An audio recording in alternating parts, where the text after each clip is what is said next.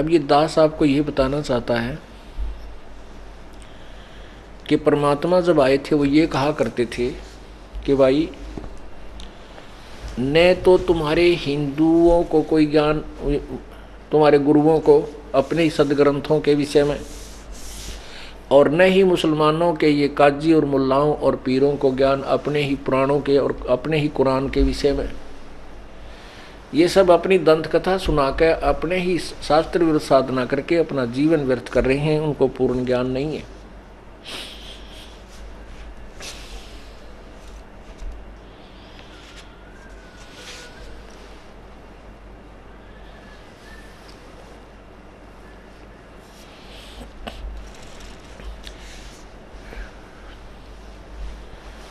जैसे आपने सुबह के सत्संग में सुना था, मुसलमान मद्दारी रोला, भूल गए हैं मुर्शिद मौला, मुसलमस्त फिरावे पीरा, गल में लंगर जो लोहो जंजीरा। ये मुसलमान मद्दारी रोला और भूल गए हैं मुर्शिद मौला। है पवित्र कुरान शरीफ सूरत फुरकानी नंबर 25 आयत नंबर 52 से 59 तक आपके समक्ष पढ़कर सुनाएंगे। परमात्मा कबीर जी ने जिस समय सिकंदर लोधी का असाध्य रोग ठीक किया और स्वामी रामानंद जी का शीश सिकंदर लोधी ने धड़ से अलग कर दिया था, काट दिया था, उनको हत्या कर दी थी। सिकंदर लोधी दिल्ली के बादशाह के सामने ही परमेश्वर ने उसको जीवित कर दिया था, स्वामी रामानंद जी को। उसके बाद सिकंदर लोधी बहुत प्रभावित हुआ और परमात्मा को मालूम था कि यदि राजा ही मेरी बात को स्वीकार कर लेगा तो प्रजा स्वतः ही इस ज्ञान को स्वीकार करेगी। इसलिए परमेश्वर ने उस प्यारी आत्मा, पुण्य आत्मा सिकंदर लोधी पर मेहर बख्शी। सिकंदर लोधी रेस्ट हाउस में आकर के रुके हुए थे।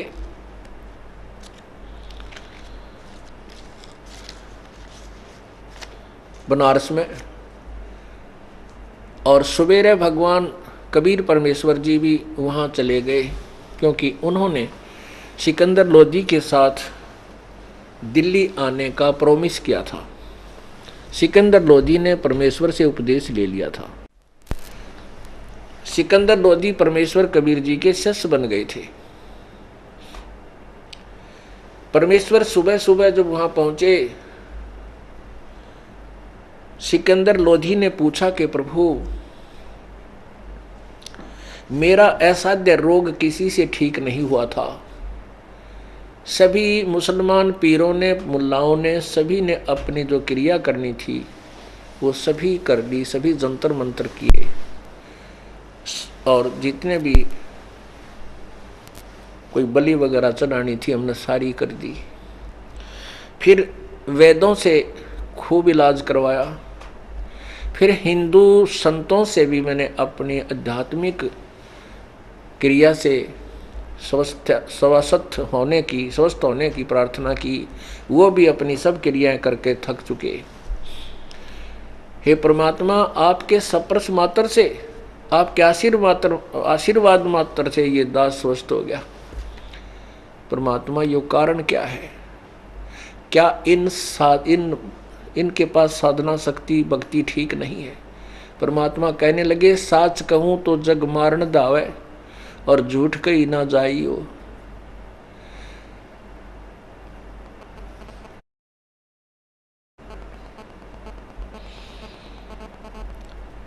अब परमात्मा बताने लगे कि इनके पास किसी के पास भी कैक है नहीं है भक्ति का। जो पूर्व जन्म के संस्कार युक्त हैं, पिछले जन्मों में कभी शास्त्र अनुकूल साधना की हुई है, वो आज या तो राजा बन गए हैं। कुछ ऐसा भी राज्य अंश होता है जो भक्ति के कारण भी प्राप्त होता है और अधिकतर तप से प्राप्त होता है। अन्य धार्मिक लोग होते हैं वो धार्मिकता से प्रसिद्ध हो जाते हैं अपनी पिछली पुण्य कमाई तय, एकाध जंतर मंत्र से वो लाभ भी दे सकें। जैसे थोड़ा बहुत धनी हो, अपने जेब से 10-20 आदमियों ने 20-20 हज़ार रुपये देकर महिमा का पात्र तो बन जाएगा, लेकिन स्वयं कंगाल हो जाएगा। ऐसे ही ये ऋषि लोग, पीर लोग, गुरु लोग पिछले जन्मों की पुण्य कमाइयों से, शास्त्रानुकूल साधना से उस समय यानी वर्तमान में उस समय में लोगों में प्रभावित, लोगों में जो है अपना स्थान तो बना लेते हैं श्रद्धालुओं में, लेकिन वो अपना जीवन नष्ट कर रहे होते हैं। अब जैसे जितने भी वर्तमान के संत हैं, अब वर्तमान की, ये पिछले पुण्यकर्मी प्राणी हैं और अब इनके पास शास्त्र अनुकूल साधना है नहीं। ये पिछले संस्कारों से काल इनको बहका रहा है, इनको लूट रहा है, इनके जीवन को बर्बाद कर रहा है। ये कोई तो पिछले परंपरागत संतों की गद्दी पर बैठ कर प्रभु पाक गए, और है इनकी पिछले पुण्य कमाई, ये वो राजसी ठाठ इनको भगवान जरूर देगा जो इनके पिछले संस्कार वश हैं। भक्ति वाले जो अंश हैं वो अब इनको वो राजसी ठाठ देगा। दास ने जब ये मार्ग प्राप्त हुआ, उसके बाद बहुत से भक्तों और संतों, अन्य पंथों के भक्तों से भी हमारा मिलन हुआ, और उन्होंने बताया कि हमारे गुरुजी तो दिन में एक बार 1 घंटा बोलते हैं मुश्किल से, और दूर बैठे आशीर्वाद देकर अपनी गुफा में चले जाते हैं। कुछ कहते हैं कि हमारे गुरुजी बस महीने में 1 दिन सत्संग करते हैं या 6 महीने में 1 दिन करते हैं, और उनके पास ऐसी व्यवस्था है, बहुत लंबे लंबे चौड़े चौड़े आश्रम है, बड़ी लंबी लंबी गाड़ियां हैं, सब सुविधाएं हैं। तो वो पिछले जन्म के पुण्यकर्मी प्राणी थे, उनको भक्ति से ये राजसी ठाठ मिला हुआ है, वो अपनी भक्ति को बर्बाद कर रहे हैं, उस भक्ति की कमाई को। वर्तमान में उनकी पिछली बैटरी चार्ज है, वो चल रही है, आगे का चार्जर ठीक नहीं है, चार्जर है ही नहीं उनके पास। वो शास्त्र अनुकूल साधना है चार्जर, शास्त्र अनुकूल साधना उनके पास है नहीं। वो अपनी पिछले जन्म की पुण्य मलाई को खा रहे हैं और भविष्य को बर्बाद करके चले जाएंगे। ये काल का भयंकर जाल है। अब ये मानना को नहीं, क्योंकि लाखों शिष्य हो गए, अब इनको ये अपना जो चाहे गधे बनो चाहे कुत्ते, अब ये अपनी हार स्वीकार नहीं कर सकते।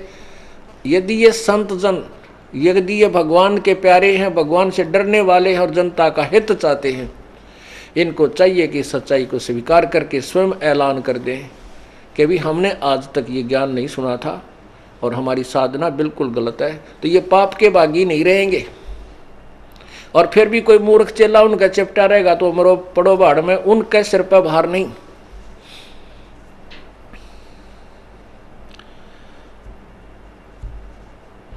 पुण्यात्माओं, ये जो ज्ञान आपके पास चल रहा है, इस तत्व ज्ञान को पुण्यात्मा आजकल शिक्षित हैं, बहन बेटी भाई बुजुर्ग सभी शिक्षित हैं, और इस ज्ञान को देखकर भी इधर नहीं आएंगे तो वो तो मूढ़ है कति, वो पड़े रहो वहीं पर। परमात्मा कहते हैं चातुर प्राणी चोर हैं, मूढ़ मुग्ध हैं ठोठ, और संतों के निकाम के इनको दे गड़जोट। ये चातुर प्राणी जो हमारे साथ यो कांड क्यों हुआ, इस दास ने इन नकली संतों की, ऋषियों की और इन गुरुओं की पोल खोल दी, खाल उतार दी ज्ञान की। इन्होंने भूस भर रखा था, लिख रखा था उसमें काजू और किशमिश, वो लिख रहे थे हम भक्ति सही बताते हैं, और वो सारी शास्त्र विरुद्ध थी। इसी कारण से इस दास का विरोध खूब जोर से शुरू हुआ, और जो पुण्यात्मा थी उस ज्ञान को सुनकर इधर आ रही हैं, और जो अब भी उनके ऊपर आश्रित है, क्योंकि इतना ज्ञान उनको हुआ नहीं है, उनके पास संदेश नहीं पहुंचा होगा, शायद वही आत्मा भी रह रही होंगी। अन्यथा इस तत्व ज्ञान से अपने गुरुओं के ज्ञान को कंपेयर करके बुद्धिमान तो वहां रह नहीं सकता। और समझदार संकेत समझ जाता है। जैसे एक भक्त ने एक उदाहरण दिया, कहने लगे जी अब भी इस ज्ञान ने देख कर यदि हमारे पास नहीं आएंगे तो वो तो बिल्कुल कति नालायक आदमी होंगे। वो तो ऐसे होंगे जैसे कहीं रास्ते में जा रहे हों और बस खराब हो जावे और कंडक्टर ड्राइवर कह दे भाई बस खराब होगी, तो बुद्धिमान तो उसी समय उतर कर नीचे और दूसरी बस में चढ़ जाते हैं जो साथ में खड़ी, वो कह देते भाई उतर लो, तो बुद्धिमान तुरंत उतर जाते हैं और दूसरी बस में चढ़कर अपना सफ़र पूरा कर देते हैं। और कुछ ऐसे होते हैं बैठे रहने सोचे चलेगी या चलेगी वहीं बैठे रहे, और कुछ वो फिर जब उतरा करें, जब ड्राइवर कंडक्टर भी उतर लें और वह भी दूसरी बस में चढ़ लें, जब वो पाछा उतरा करें क्या तो सचमुच खराब है। उनकी बुद्धि काम करती है कोई ना, कि दुनिया उतर कर जान लाग रही तुम भी पढ़ लो तले। तो ऐसे अब उनकी गाड़ी खराब है, वो खड़ी खड़ी धर धर कर रही है। समझदार तो उनसे उतर के इस परमात्मा वाली गाड़ी में आकर चढ़ जाएंगे, अपना सफर पूरा करेंगे, शेष जो रह रहा है। और वो उस बुद्धि के लोग हैं कि भाई कहीं फिर भी ये संत हमारे ठीक हों, और ये संत भी कह देंगे कि भाई हमारे पास ज्ञान नहीं है, कुछ एक फिर भी से ना गुरुजी तने क्या करें, वहीं डले डोलते रहेंगे, कोई बात नहीं, वो फिर गुरुओं के सिर पर बार नहीं रहेगा। वो यूं कह देंगे कि भाई सचमुच ये सच्चाई देखो, ना तो दास गर्व करता कि ये मेरा ज्ञान है, नहीं, ये तो ज्ञान परमात्मा का दिया हुआ सदग्रंथों में विद्यमान है, हम सब के करने योग्य है, पूरे विश्व को करना चाहिए। ये उन संतों ने भी करना चाहिए, अपना जीवन बर्बाद कर रहे हैं, ये 2 दिन के बाद या मृत्यु हो जाएगी, ना ये आश्रम रहेंगे और ना ही ये मनुष्य शरीर उनको प्राप्त होगा। वो तो महान आत्मा है, तो इस ज्ञान को स्वीकार करें और जनता को भी बताएं ढोल के डंके पे, तो उन्हीं को महात्मा कहा जाता है। नहीं तो ये महात्मा नहीं है, ये चातुर प्राणी है। ये चाहते हैं कि तुम्हारी ये राजगद्दियाँ बनी रहें, क्योंकि ये राजगद्दियाँ हैं, डेरे में बैठे हैं, इनके ऊपर अच्छे खूब ठाठ हैं, पूरा चढ़ावा आवा है, बड़ी बड़ी बिल्डिंगें गाड़ रखी हैं, तो उनके लिए परमात्मा कहते हैं चातुर प्राणी चोर हैं, मूड मुगद हैं ठोठ। और फिर वो संतों के नहीं काम के, वो उनके दो गलजोट जो इस ज्ञान को समझ के और फिर भी उन चातुर प्राणी उन संतों के चिपके हुए हैं, कहते हैं वो वहीं मरण योग्य हैं, वहाँ पड़े रहो, हमारे काम के वो है नहीं, वो भक्ति योग प्राणी नहीं है।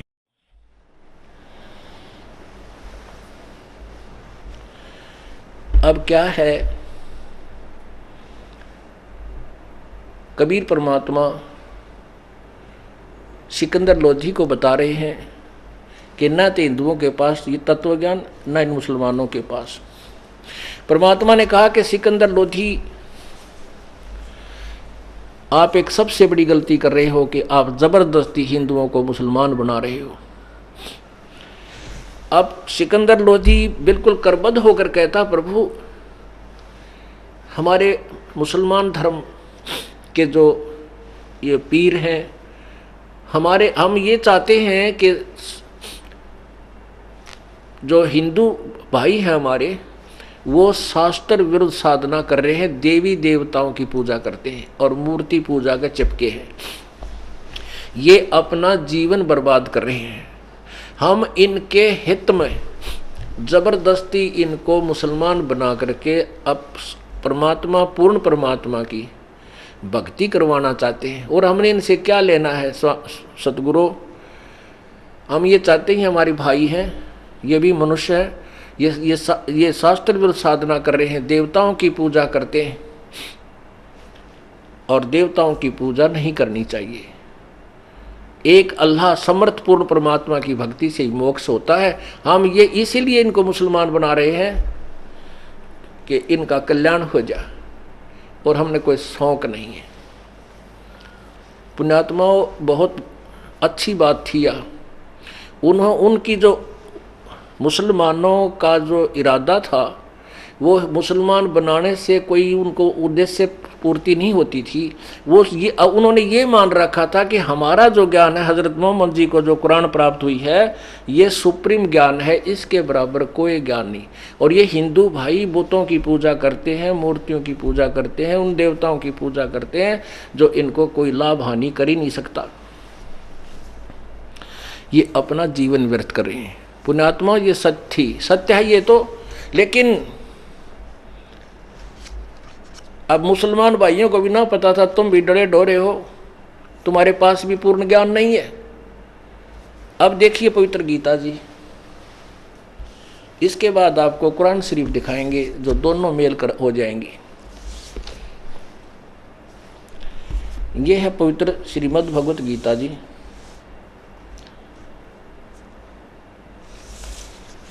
अध्याय नंबर 7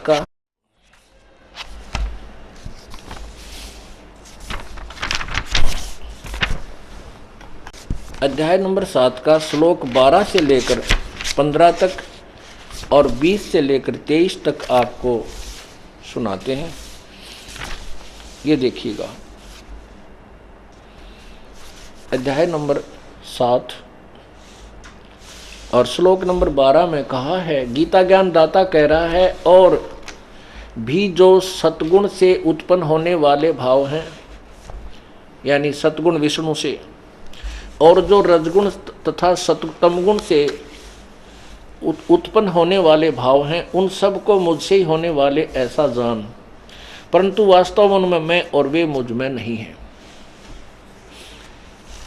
अब 13 में कहा है कि गुणों के कार्य रूप सात्विक, राजस और तामस, इन तीनों प्रकार के भावों से यह संसार, सारा संसार, प्राणी समुदाय मोहित हो रहा है। इन गुणों, तीनों गुणों से परे मुझ अविनाशी को नहीं जानता, क्योंकि यह अलौकिक अर्थात अद्भुत, अति अद्भुत निर्गुण में मेरी माया बड़ी खतरनाक है, दुस्तर है। और जो पुरुष केवल मुझको निरंतर भजते हैं, वो इस माया का, तीनों गुण रूपी माया का, ब्रह्मा विष्णु महेश से मिलने वाले लाभ का उल्लंघन कर जाते हैं। इनसे आगे का लाभ ये मुझसे लेना चाहते हैं। 15 में कहा है, माया के द्वारा अर्थात ब्रह्मा विष्णु महेश से जो मिल रहा लाभ, उसके द्वारा जिनका ज्ञान हरा जा चुका है, वे असुर यानी राक्षस स्वभाव को धारण किए हुए मनुष्यों में नीच और दूषित कर्म करने वाले मूढ़ लोग यानी मूर्ख मुझको, गीता ज्ञान दाता को नहीं बचते। आत्माओं, रजगुण ब्रह्मा है, सतगुण विष्णु, तमगुण शिव जी। ये आपने देवी पुराण में देखा और भी आपको दिखाते हैं। और ये अविनाशी नहीं है, नाशवान है, तीनों ब्रह्मा विष्णु महेश, इनकी पूजा भी नहीं करनी चाहिए हमने। ये देखिएगा, क्योंकि हमने पूर्ण मोक्ष चाहिए। ये है श्री देवी भागवत, और पृष्ठ नंबर 123 पे केवल आपको थोड़ा सा संकेत देंगे।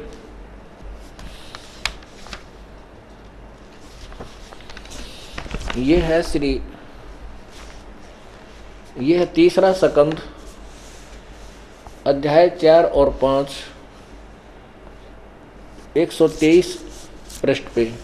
विष्णु जी खुद कह रहे हैं, दुर्गा की महिमा करते हैं, तुम शुद्ध स्वरूपा हो, यह सारा संसार तुम इसे उद्भासित हो रहा है। मैं ब्रह्मा और शंकर, हम सभी तुम्हारी कृपा से ही विद्यमान है। हमारा आविर्भाव मन जन्म, तिरोभाव मन मृत्यु हुआ करता है। केवल तुम ही नित्य हो, जगत जननी हो, प्रकृति और सनातनी देवी हो।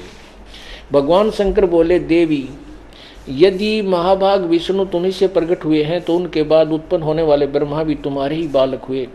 फिर मैं तमोगुणी लीला करने वाला शंकर क्या तुम्हारी संतान नहीं हुआ? अर्थात मुझे भी उत्पन्न करने वाली तुम ही हो। अब देखो नीचे, इस संसार की सृष्टि, स्थिति और संहार में तुम्हारे गुण सदा समर्थ हैं। उन्हीं तीनों गुणों से उत्पन्न हम, रजगुण ब्रह्मा, सतगुण विष्णु, तमगुण शिव जी, ब्रह्मा विष्णु एवं शंकर नियमानुसार कार्य में तत्पर रहते हैं।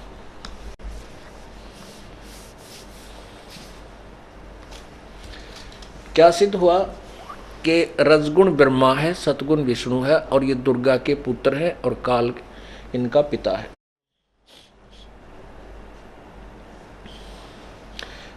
और स्पष्ट करते हैं,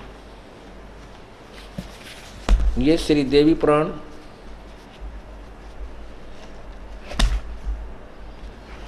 और तीसरा स्कंद श्रीमद् देवी भागवत सभाष हिंदी टीका सहित भाग 1।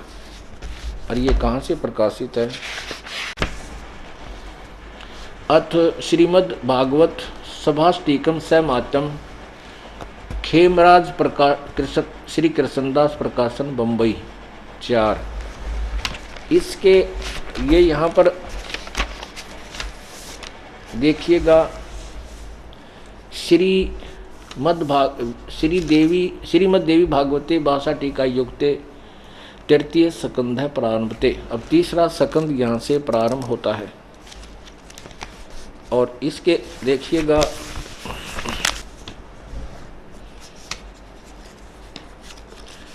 अध्याय नंबर 5 में यहाँ क्या लिखा है और ये पृष्ठ नंबर इसका यहाँ है 11 पे। भगवान शंकर कहते हैं, हे माता, ये 8वें श्लोक में अध्याय नंबर 5 के, हे माता, यदि हमारे ऊपर सदा आप दयायुक्त हो तो हमको तमोगुण में किस प्रकार प्रदान किया है? ब्रह्मा रजगुण और हरि सतगुण युक्त क्यों किए हैं? युक्त किए हैं। अब देखो, ये हिंदी पढ़ी आपने 8वें श्लोक की।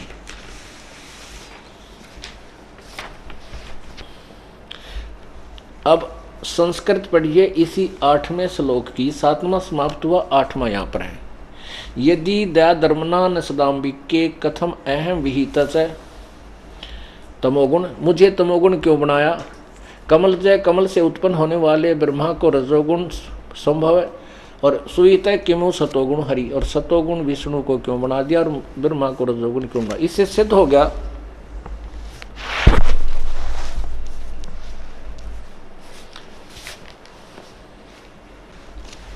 पवित्र श्रीमद् देवी भागवत पुराण ने सिद्ध कर दिया कि रजगुण ब्रह्मा है, सतगुण विष्णु, तमगुण शिवजी, और तीनों नासवान है, अविनाशी नहीं है।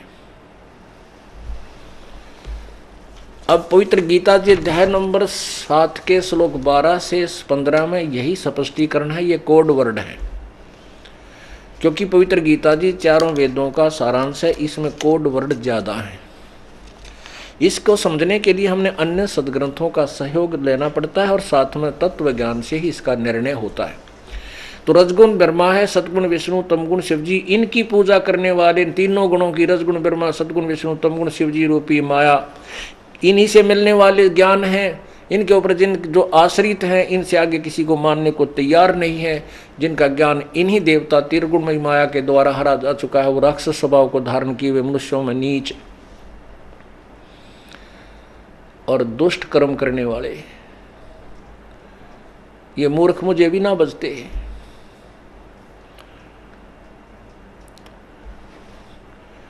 अब इनको ऐसा क्यों कहा? प्रमाण दीजिए।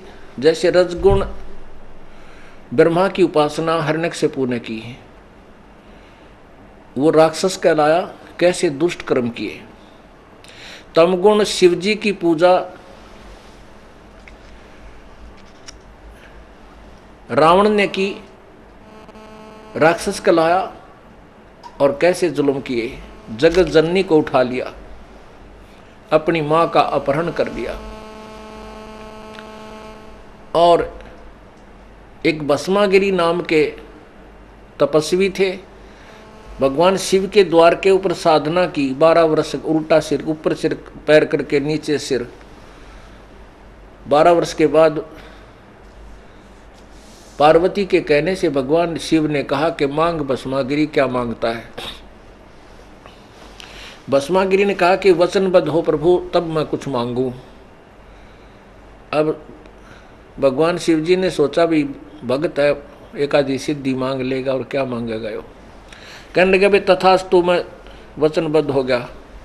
तब सीधा खड़ा हो गया, छोड़ कर तप ने कहने लगा, आप ये भस्म कड़ा मुझे दे दो। भगवान शिव के पास एक ऐसा कड़ा था, ऐसा कंडा था कि उसको किसी के सिर पे, किसी के ऊपर ऐसे करके भस्म कह दिया जाए तो वो भस्म कर देता था, उसकी राख बना देता था, फूंक देता था।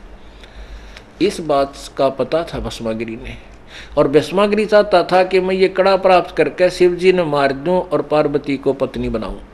उसकी सुंदर पत्नी, बहुत सुंदर औरत है। इस उद्देश्य से भगवान शिव की ही पूजा कर रहा है और भगवान शिव अपरिचित हैं कि दुष्ट आत्मा के खुरपतवार लिए बैठा है। क्या खुरापात इसके मन में है? क्योंकि अंतर्यामी भी नहीं है ये भगवान, इससे ये भी सिद्ध हुआ।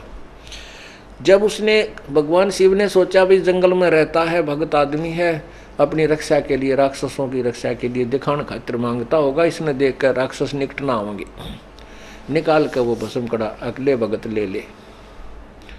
अब भगत ने बोला, ओले होशियार प्रभु, तुझे मारूंगा और पार्वती को बहु पत्नी बनाऊंगा, अब बोले तुझे दिखाता हूँ, भाग। अब उसको उसकी तरफ किया, भगवान शिव ने डांक ठोक दी, दौड़ लिए सिर पर पाँव रख के, एक मारा भाई दुष्ट ने। अब आगे बताने की आवश्यकता नहीं है, कहने का इतना ही भाव है कि उस दुष्ट ने अपने ही जिसकी पूजा करे, जिसको इष्ट मान कर उसी की पत्नी पर बदनीत, ये तमोगुण के उपासक, शिव जी के उपासक। फिर भस्मागिरी भगवान ने आकर के पार्वती रूप बना करके उसको मारा, उसी के उस कड़े से उसको खत्म करवा दिया। ऐसे ही आपको सुबह कथा सुनाई थी कि ये तीनों गुणों के उपासक गिरिपुरी और नाथ ओगड़ नागा, कनपाड़े और विष्णु वैष्णो, ये हर पैड़ी पर हर की पैड़ी हरिद्वार में पर भी नान गए थे। प्रथम स्नान की लड़ाई पर नागा और वैष्णो की आपस में लड़ाई होगी, 25,000 कटका मर गए। इसलिए पवित्र गीता जी अध्याय नंबर 7 के श्लोक 12 से 15 में निर्णय दिया है कि शास्त्र ये जो तीनों गुणों की पुजारी हैं, ब्रह्मा विष्णु महेश के, ये तीन का ज्ञान इन्हीं देवताओं तक सीमित है, इन्हीं से के द्वारा हरा जा चुका है। इनसे मिलने वाले अक्षणिक लाभ पर ही आश्रित हैं, छोटी मोटी सिद्धियां मिल जाती हैं, इसमें अंडी पा के फिरें। इनका ज्ञान जिनका इस माया के द्वारा, त्रिगुणमयी माया के द्वारा जिनका ज्ञान हरा जा चुका है, राक्षस स्वभाव को धारण किए हुए मनुष्यों में नीच दुष्कर्म करने वाले मूर्ख मेरी भक्ति भी ना करते, अर्थात ब्रह्म कहता है कि ये ब्रह्म साधना भी ना करते। अध्याय नंबर 7 के 16 से 18 तक में उसने अपनी भक्ति के विषय में बताया है कि ब्रह्म साधना भी 4 प्रकार की करते हैं।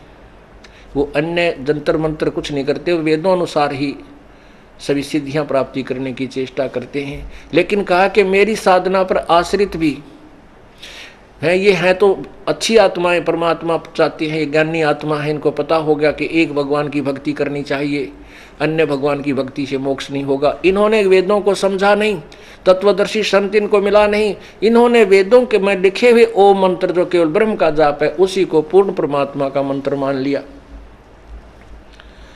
और उसी को जो ब्रह्म की साधना करते रहे उसको पूर्ण परमात्मा की साधना जान कर। जैसे आपने देवी पुराण में देखा, देवी खुद कहती है उसका ओम नाम है, वो पूर्ण परमात्मा है, वो सबका सर्वशक्तिमान है, उसकी साधना ओम से करनी चाहिए, अन्य की नहीं करनी चाहिए। इस तरह की निराधार थ्योरी को देवता, ऋषियों और सभी ने स्वीकार कर लिया, वो डिलेड होते रहे, क्योंकि तत्वदर्शी संत बिना ये सदग्रंथ समझ में नहीं आ सकते। ये स्वयं हमारे सदग्रंथ ही बता रहे हैं कि वो पूर्ण ज्ञान तो कोई तत्वदर्शी संत ही बताता है। अब हमारा प्रसंग चल रहा है कि इन देवताओं की पूजा नहीं करनी चाहिए। ये अपना पवित्र गीता जी बता रहे, जैसे मुसलमान धर्म वाले भी यही कहते थे कि अन्य देवताओं की पूजा नहीं करनी चाहिए, केवल एक भगवान की भक्ति करनी चाहिए। अब देखो 7वें अध्याय का, यही पवित्र गीता जी अध्याय नंबर 7। अब यहाँ 20 से फिर प्रारंभ होता है। गीता ज्ञान दाता ने अध्याय नंबर 7 के 18 में कहा है, अध्याय नंबर 7 के 18 में कहा है कि उदारा सर्वे एव एते ज्ञानी तु आत्मा एव मे मतम आस्थित स ही युक्तात्मा माम एवं अनुत्तमाम गतिम। ये सभी उदार हैं, परंतु ज्ञानी तो मेरा साक्षात स्वरूप ही है, मेरा मत है, क्योंकि वह मन बुद्धि वाला ज्ञानी भक्त अति उत्तम, अनुत्तम माने अति उत्तम किया है, गति स्वरूप मुझमें ही आश्रित, अच्छी प्रकार आश्रित है। अब देखो इसका वास्तविक अर्थ ये है कि तत्वदर्शी संत के अभाव से जो ज्ञानी आत्मा है, चार प्रकार के मुझे बचते हैं। एक आरत या अर्थार्थी, और एक आरत, और जिज्ञासु,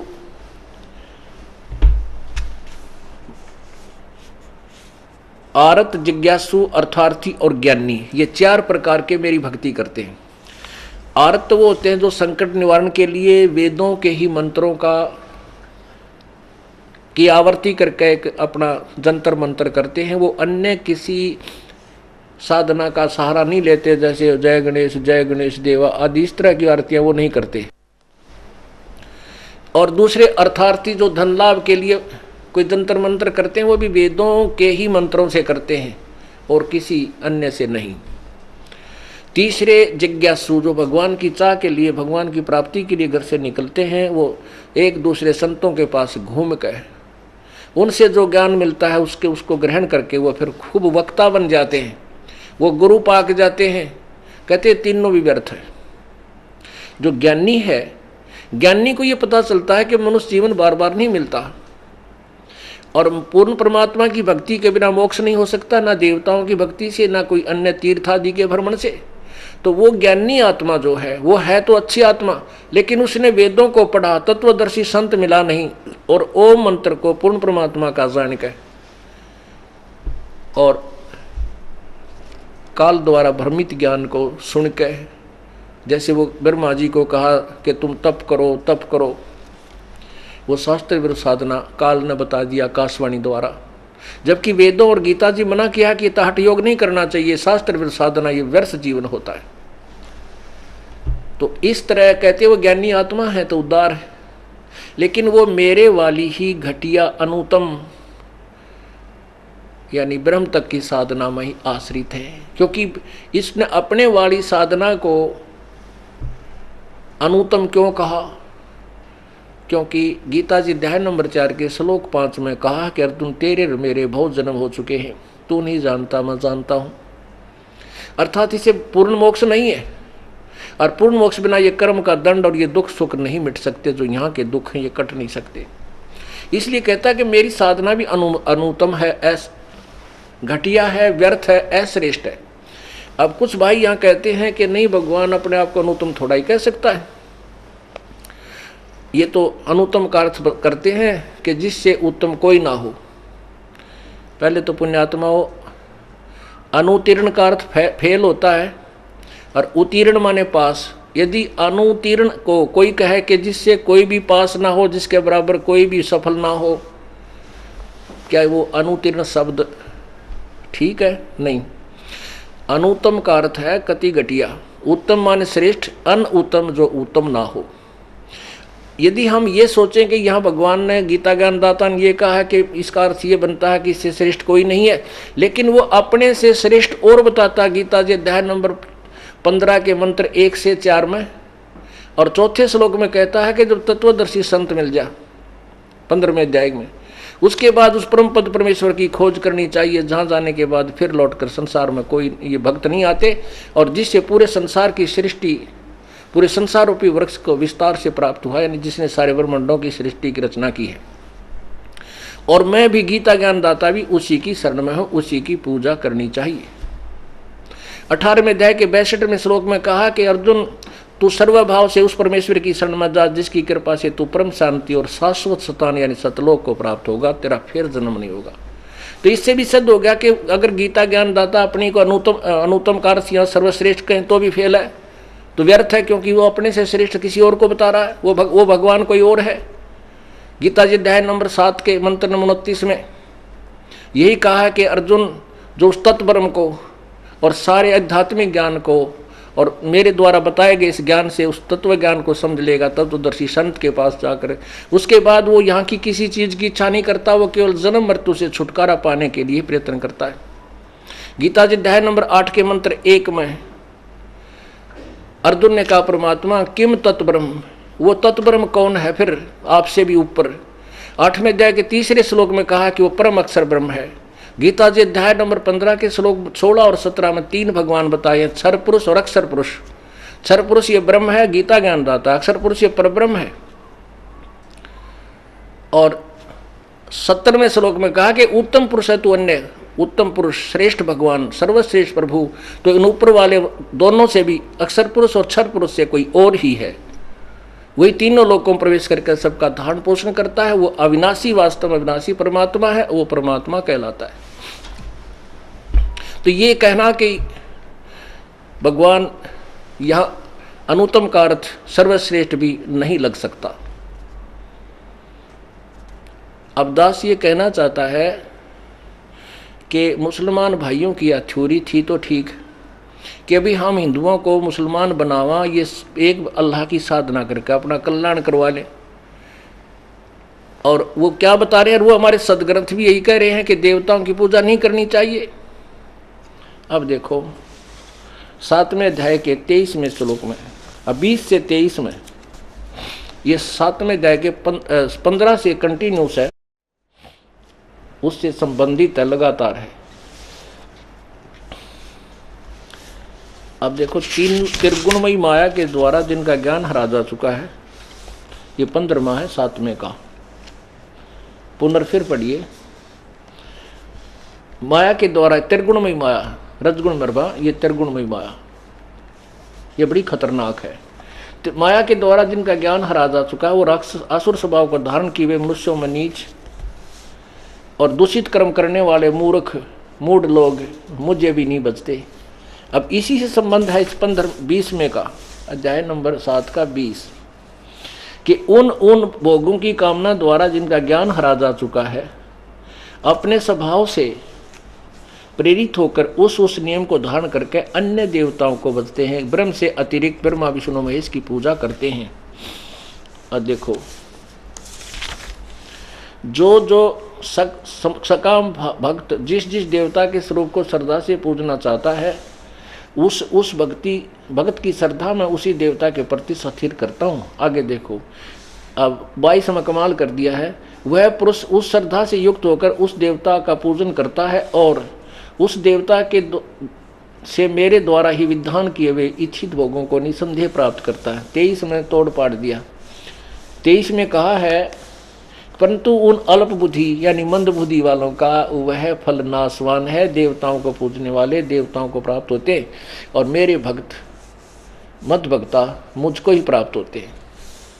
अब क्या भाव हो गया कि अन्य देवताओं की पूजा नहीं करनी चाहिए, हमारे शास्त्र भी बता रहे हैं।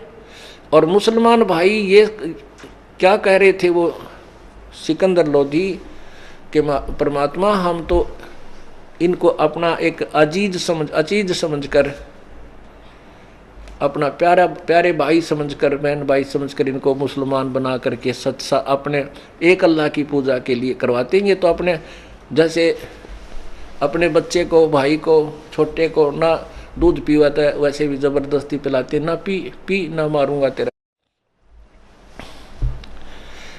और इंजेक्शन लगवाना हो तो भाई छोटे बालक ने भाई बहन या पिता माता ले जाते हैं, जबरदस्ती लिटाकर उसके कुल्ले में इंजेक्शन लगवाते हैं, इसका रोग कट जा, जान बच जा।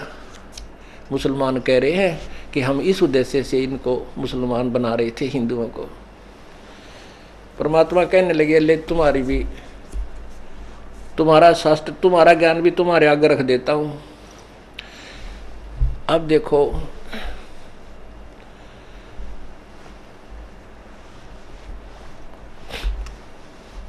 परमात्मा ने प्रश्न किया उस शेख तकी से, जो उनका धार्मिक पीर वहां बैठा था, कि आप अल्लाह को साकार मानते हो निराकार?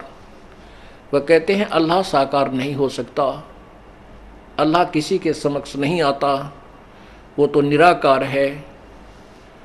परमात्मा बोले कि गीता जी का ज्ञान जिस अल्लाह ने कहा है वो किसी अन्य अल्लाह की ओर संकेत कर रहा है, वो अल्लाह कौन है? शेख तकी कहता है ऐसा कहीं नहीं है, झूठ बोलता है। हमारे भगवान, हमारे अल्लाह से ऊपर जिसने हजरत मोहम्मद को ज्ञान दिया है उससे अतिरिक्त कोई अल्लाह नहीं, तू झूठ बोलता है, झूठा है। परमात्मा ने कहा कि अपने खुदा की कसम खाकर, और पवित्र कुरान शरीफ सूरत फुरकानी 25 आयत 52 से 59 में देख और पढ़ के सुना दे इन सभी भक्तों को। अब वो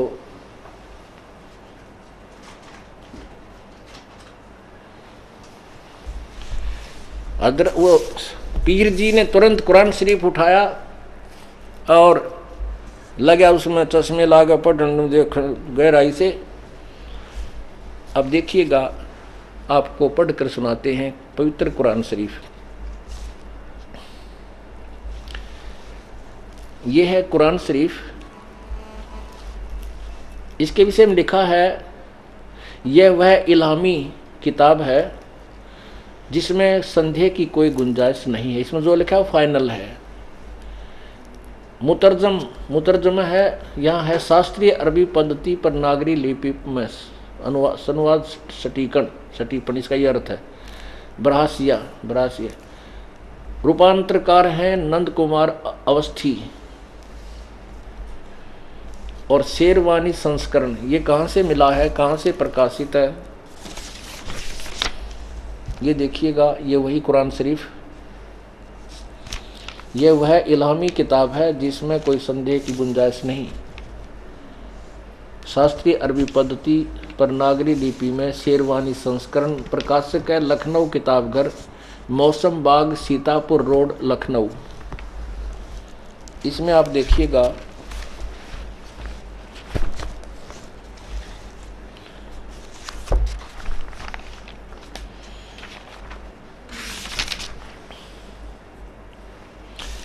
ये देखिएगा पृष्ठ 604 पे कुरान शरीफ सूरत फुरकानी 25, और ये देखिएगा लास्ट में 52। ये यहाँ पर 52 नंबर आयत है, यहाँ से हम पढ़ेंगे। पहले ये पूरी यहाँ लिखी हुई है, ये देखिएगा। ये है ओरिजिनल लैंग्वेज भाषा में, और इसी लैंग्वेज का हिंदी में लिखा है। इसकी देवनागरी लिपि में, नागरी लिपि में इसको जो का तो फारसी को भी लिखा है। फला तुतियल काफिरन व जाहिदुम बिही जिहादन कबीरन। इसमें कबीरन शब्द लिखा है। आपको दिखाते हैं, ये कुरान मजीद। अब दिखाते हैं ये कुरान मजीद, ये देखिएगा। ये कुरान मजीद, इसका केवल नाम अंतर है, अंदर मैटर सेम है। ये कुरान मजीद मानव जाति के लिए अल्लाह का संदेश, हिंदी अनुवाद, हिंदी लिपि और अरबी मूल ग्रंथ सहित। अनुवादक है मोहम्मद फारूक खान। इसमें देखिएगा ये कहाँ से प्रकाशित है।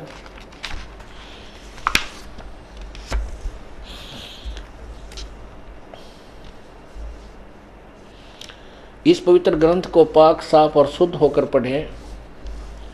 कुरान मजीद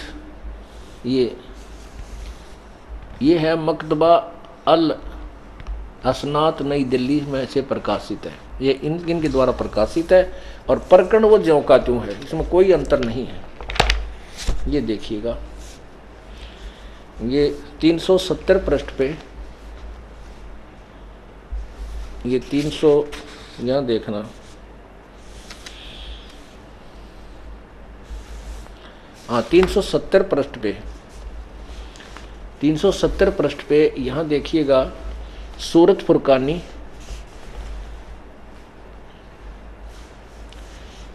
इन्होंने इस पे नंबर 25 नहीं लिखा है। ये यहाँ देखिएगा, ये 52 नंबर आयत है नीचे। हाँ ये यहाँ पर है, ये यहाँ से लिखा है मेरे ख्याल में, शुरुआत जहाँ से होती है इसकी।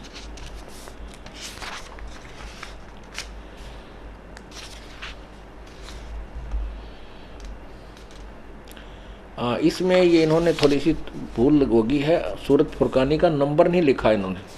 तो यहाँ देखिएगा, अमैटर देखेंगे वो ज्यों का त्यों है।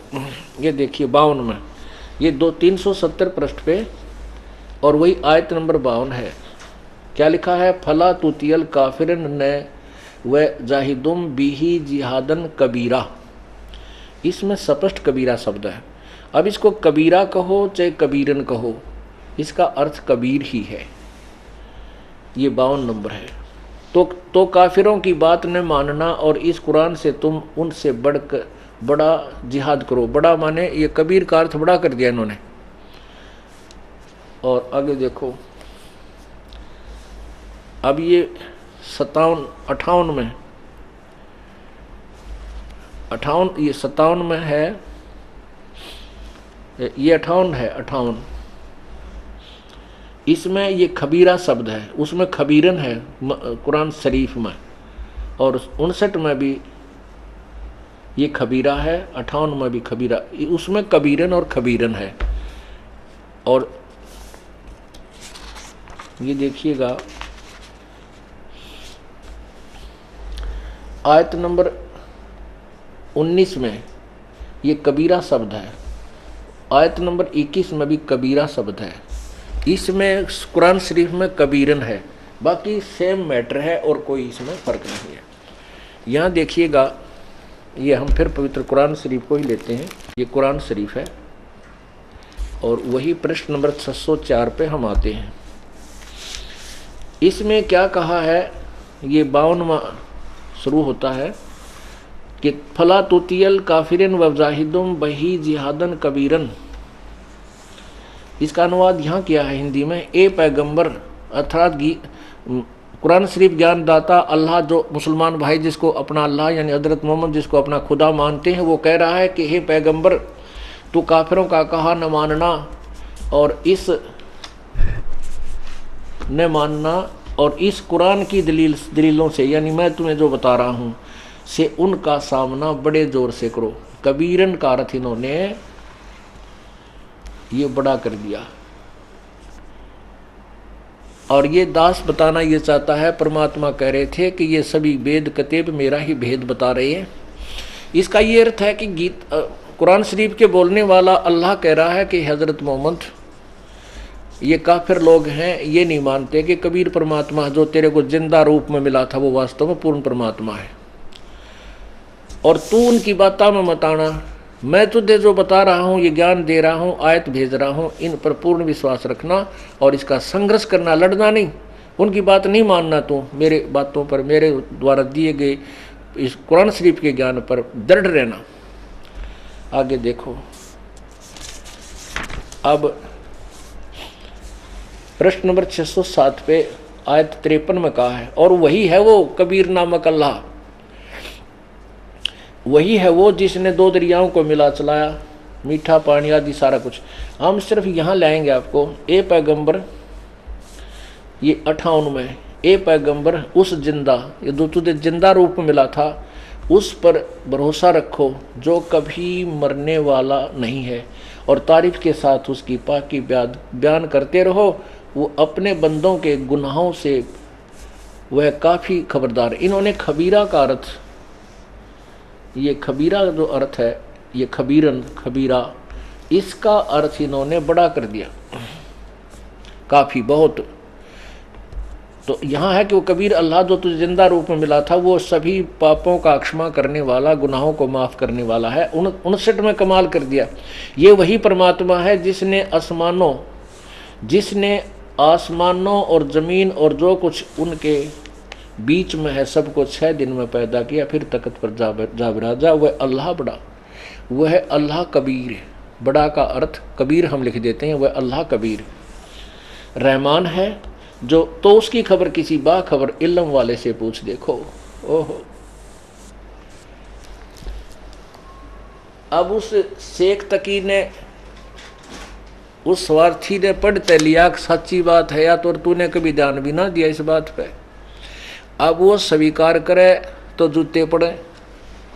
मुसलमान लोग ने के तू झूठ बोला है, अभी तक तो तुम ये कहा करते, आज कह रहे हो कि सचमुच कोई हमारे अल्लाह से भी ऊपर कोई अल्लाह है, उसके विषय में कुरान शरीफ वाला अल्लाह भी नहीं जानता।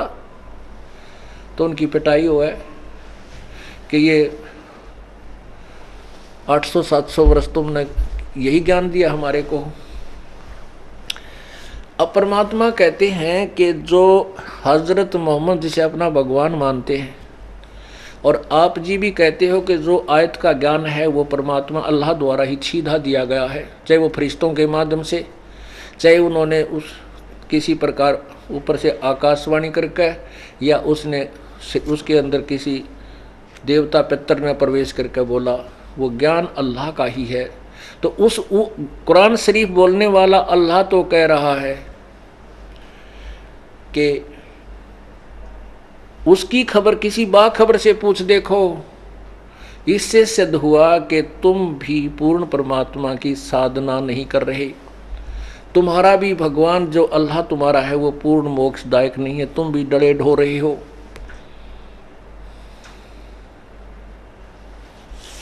आप हिंदुओं को कह रहे हो कि ये मूर्ति पूजा करते हैं, ऐसों की पूजा करते हैं जो इनको कोई लाभ नहीं देता, और तुम्हारे वाला अल्लाह कह रहा है कि मेरे द्वारा दिया गया ज्ञान तो इनकम्प्लीट है, अधूरा है। हम इसको गलत नहीं कह रहे, तुम्हारे ज्ञान को परमात्मा बोले ये इनकम्प्लीट है और पूर्ण मोक्ष बिना गुजारा आपका हो नहीं सकता। अब पसीने आ गए उसके पीर का, लेकिन उनकी एक यही दाल गलगी कि ये अनपढ़ है, क्या जाने, ये अक्षर ज्ञान युक्त नहीं है, ये झूठ बोलता है, ऐसा कुछ नहीं लिखा कुरान शरीफ में। परमात्मा बोले कोई बात ना, समय आओगा जो बतावांगे तुम्हारे को कुरान शरीफ में क्या लिखा है। अब वो समय आ गया प्यारी आत्माओं। ये परमात्मा कबीर जी ने ज्ञान दिया था 600 साल पहले, जो दास आज आपके सामने सदग्रंथों में दिखा रहा है। उन्होंने अपने सिंपल लैंग्वेज में बता रखा है। क्या बताया था?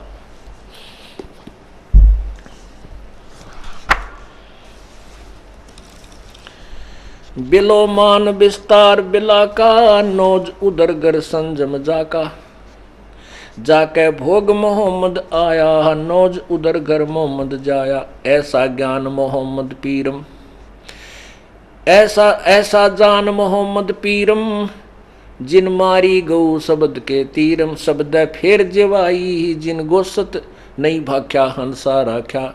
ऐसा पीर मोहम्मद भाई। कहते हैं वो तो हजरत मोहम्मद जी जो है, उन्होंने वो ऐसे हजरत मोहम्मद को तो ऐसा समझ, ऐसा पीर समझ, उन्होंने गाय को शब्द से यानी वचन से मारा था।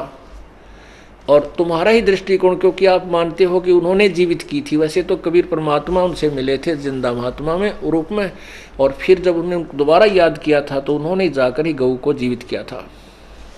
तो और शब्द फेर जवाई, जिन गोसत नहीं खाया, ओए है उन मांस नहीं खाया हजरत मोहम्मद ने, और वो जीव बचा दिया, फिर जीवित कर दिया। ऐसे पीर मोहम्मद भाई। वो तो ऐसे पीर थे, तुम नकली पीर, झूठ बोलते हो, तुम गलत गुमराह कर रहे हो मुसलमान प्यारी आत्माओं को। फिर क्या बताते हैं कि हजरत मोहम्मद ना तो कोई इस तरह की साधना करता था, नमाज खाता था, और फिर भी वो मोक्ष अधिकारी नहीं हुआ उस साधना से। जैसा कि आपने कल हजरत मोहम्मद के जीवन चरित्र में पढ़ा, हजरत मोहम्मद के 3 बेटे थे, तीनों उसकी आंखों के सामने मर गए जबकि वो साधना करता था। यही जो उनके द्वारा अल्लाह के द्वारा बताया गया था। और अंत में उनकी मृत्यु हुई, भयंकर पीड़ा से, बुखार से बेहोश हो जाता था। ऐसा बुरा हाल होकर के वो तड़फ कर मरा। तो उसके ऐसे तो हजरत मोहम्मद भी स्वर्ग नहीं गया, तुम तो जाओगे कहाँ? देखो पुण्यात्मा, स्वर्ग जाने वाले व्यक्ति के भी लक्षण न्यारे होते हैं। वो ऐसे भुगता, ऐसे तंग होकर नहीं मरता, वो तो आसानी से शरीर छोड़कर चला जाता है। और जिस साधना के करने से कोई सुख घर में हुआ ना, शरीर में रहा नहीं, तीनों बेटे मर गए। जिस व्यक्ति के 3 पुत्र मर जाए, वो भक्ति क्या करेगा? उसका भी नास्तिक हो जाएगा। पुण्यात्मा, ये काल का भयंकर जाल है। एक जबरील नाम के देवता ने फरिश्ते ना करके हजरत मोहम्मद को जबरदस्ती काल का यो ज्ञान जबरदस्ती पढ़ाया, गला घोट घोट कर पढ़ाया। आपको अभी 2 मिनट दिखाते हैं। ये दास अपनी ओर से नहीं कह रहा, ये इन सदग्रंथों में लिखा हुआ, उन्हीं के सदग्रंथों में लिखा हुआ जो विवरण है आपके समक्ष कर रहा है।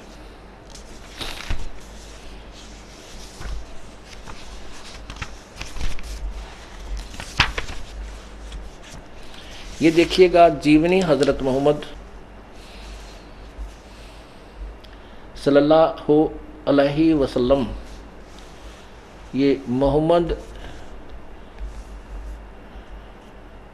इनायतुल्लाह सुबहानी ये इसके अनुवाद करता है। जीवनी हज़रत मोहम्मद सल्लल्लाहु अलैहि वसल्लम, मोहम्मद इनायतुल्लाह सुबानी, अनुवादक नासिम गाजी फलाही और प्रकाशक हैं मरकजी मकतबा इस्लामी पब्लिशर्स नई दिल्ली।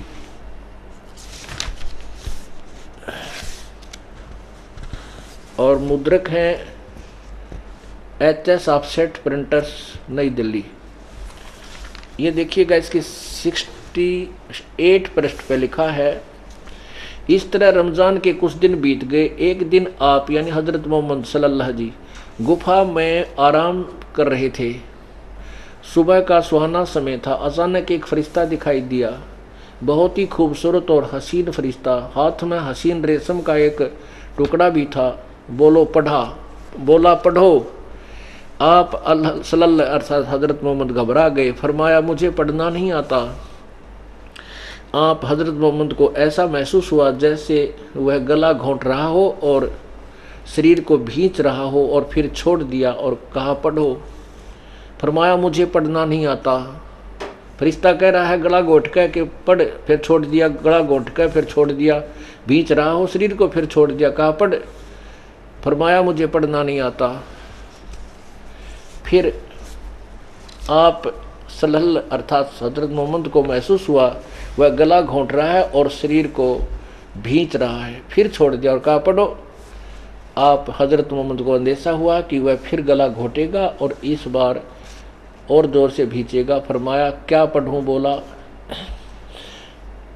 पढ़ो अपने रब के नाम जिसने पैदा किया इंसान को खून की फुटकी से।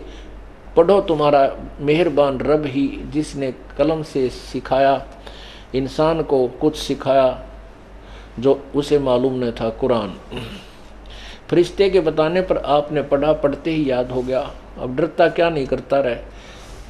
फिर चित्त पर अंकित हो गया। फिर फरिश्ता चला गया। आप उठ खड़े हुए। भय से दिल बैठा जा रहा था, घबराहट से चेहरा उतरा हुआ था। आप सहमी निगाहों से गुफा में हर तरफ देखने लगे। हैरानी और घबराहट की हालत थी।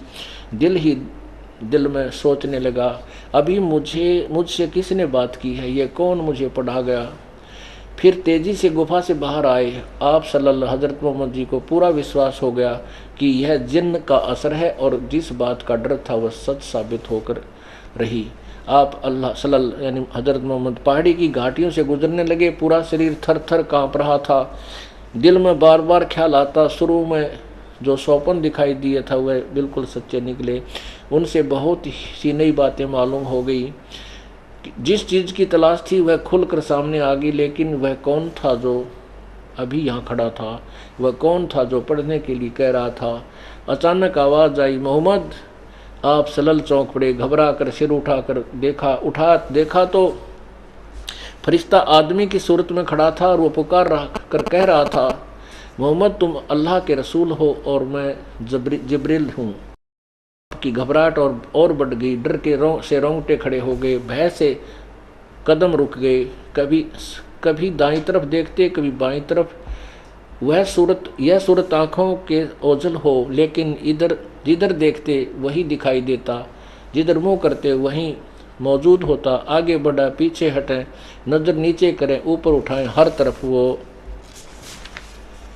वो हर जगह वही फरिश्ता दिखाई देता। अब इसको ज़्यादा ना पढ़ूं क्योंकि समय इतना ही होता है। अब यो कुरान शरीफ का ज्ञान ऐसे दिया गया हज़रत मोहम्मद को, गला घोंट कर डरा के धमका के पढ़ इसने। और फिर कहते हैं, परमात्मा बता रहे हैं कि पीर जी आप आदम जी की संतान कहलाते हो। आदम जी को आप अपना सुप्रीम मानते हो, ईसाई और मुसलमान धर्म वाले। अब आपके उस हज़रत मोहम्मद की क्या दुर्गति, वो हज़रत आदम की क्या दुर्गति हुई वो दिखाता हूँ।